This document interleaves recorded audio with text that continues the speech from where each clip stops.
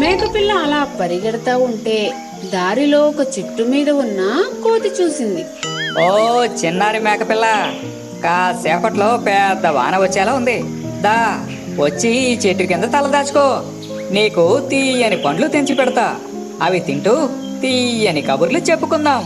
ఓ కోతి మామ, ఈ చెట్టుకు సరిగ్గా కొమ్మలే లేవు. దీని కింద నిలబడితే తడిసిపోతాను. నువ్వే హాయిగా పండ్లు తిను. నేను మా ఇంటికి పోతా. బాయ్ బాయ్ అంటూ ముందుకు పరిగెత్తింది. మేకపిల్ల అలా పరిగెడతా ఉంటే వాన ఇంకొంచెం పెరిగింది. ఇక లాభం లేదనుకుని ఎక్కడైనా ఆగుదామని చుట్టూ చూసింది. దానికి దగ్గరలో ఒక గుహ కనపడింది. ఆహా, ఇదేదో చాలా బాగుంది. దగ్గరలోనే తలదాచుకోవడానికి చోటు దొరికింది. అదృష్టం అంటే నాదే. అందులోకి వెళితే ఒక్క వాన చినుకు కూడా నా మీద పడదు.